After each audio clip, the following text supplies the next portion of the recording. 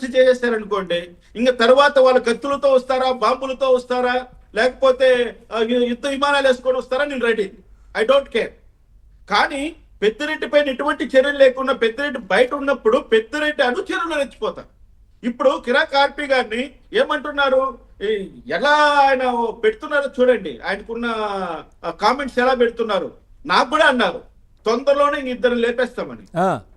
ఆ ఇద్దరులో ప్రధానంగా దస్తగిరి, రెండో వార్డుగా మన కిరా కార్పిని సెలెక్ట్ చేశారు రాయలసీమ. రాయలసీమలో ఎలా ఉంటుందో మీకు పవన్ గారు వివరిస్తానండి. నిజమా? ఎవరు చెప్పారు మీకు? చెప్పారు అంటే ఇంకా అది చాలా దూరం వెళ్తారు. అంటే పేర్లు అవసరం లేదు. నిజంగా ఇట్లాంటి జరిగిందా? నేను అనేది మామూలుగా ఇట్లాంటి లెటర్స్ కావచ్చు, కాల్స్ వస్తున్నాయనే నేను అనుకున్నాను. మీ వరకు వచ్చిందంటే చాలా సీరియస్ విషయం, చాలా పెద్ద వరకు కూడా వెళ్ళినట్టు. పవన్ గారిని నేను మాట చెప్తున్నాను సార్, మెసేజ్లు పెట్టేవాడు వాడు మగాడు కాదండి, ఫోన్లు చేసి బెదిరించేవాడు మగాడు కాదండి. సైలెంట్ గా చేసే వాళ్ళే జగన్ మనుషులండి. నేను వాస్తవం చెప్తున్నాను.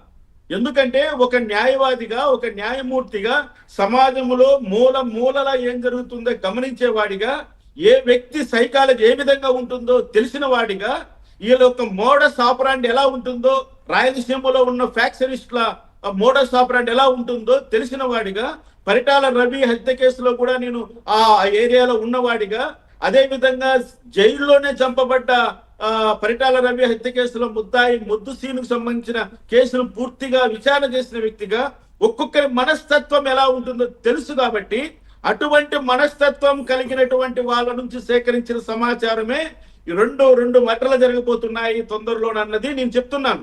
అది కూడా పేర్లలో కూడా కడప నుంచి దస్తగిరి అయితే వెరీ డేంజరస్ లో ఉన్నాడు.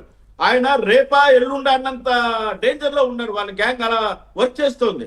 ఇంకా కిరా కార్పి నెల్లూరు వాసిగా మా చిత్తూరు జిల్లాకు ఆనుకొని ఉంటాడు కాబట్టి అతనికి కూడా చాలా ప్రమాదం అన్నది 100% ఉంది. అది కాదనడానికి లేదు. అది ఆర్కే రోజా నుంచి వస్తుందా, పెద్దిరెడ్డి నుంచి వస్తుందా, జగన్ రెడ్డి నుంచి వస్తుందా అనేది కాదు. ఇక్కడ వైసీకి సంబంధించిన స్లీపర్ సెల్స్ నుంచి వస్తుంది. నేను అదే చెప్తున్నాను. వాళ్ళు కంటికి కనపడరు, వాళ్ళు ఎవరిని వాళ్ళ ముఖం కూడా బయట కనపడుతుంది. వాళ్ళ యొక్క సెంటర్ వేరే చోటు ఉంటుంది. వాళ్ళందరూ కూడా బెంగళూరులో ఉన్నటువంటి ప్యాలెస్ లో వాళ్ళ కోసమే ఒక ఏజెన్సీ నడుస్తూ ఉంటుంది. అక్కడ నుంచి వీళ్ళు వస్తారు, వాళ్ళు చూస్తారు, పని ముగించుకొని వెళ్ళిపోతారు. ఇటువంటి మోడస్ ఆపరాండి జగన్మోహన్ రెడ్డికి చాలా వెన్నుతో పెట్టినటువంటి విద్య. నేను అదే చెప్తున్నాను. కిరా కార్పి గారు మీరు జాగ్రత్తగా ఉండండి, నేను జాగ్రత్తగా ఉంటాను. మన వాళ్ళు ఎవరెంతల వాళ్ళు జాగ్రత్తగా ఉండాలి. అంటే రాష్ట్రం కోసం, పార్టీల కోసం కష్టపడి పనిచేసి ఇవన్నీ చేసి ప్రాణాలు కోల్పోవాలి తప్పించి రక్షణ మాత్రం ఏముండదా? వీళ్ళ నుంచి రక్షణ ఎక్స్పెక్ట్ చేయడానికి లేదు. ఎందుకంటే ప్రభుత్వం ఏమంటుంది, నాకు మా జిల్లా ఎస్పీ రిపోర్ట్ ఇచ్చాడండి హైకోర్టులో మొన్న. నేను ఈ రోజు కేసు కోసమే వచ్చాను ఇక్కడికి. ఏమని ఇస్తున్నాడు, జత్తి రామకృష్ణకు ఎటువంటి ప్రాణహాని లేదు.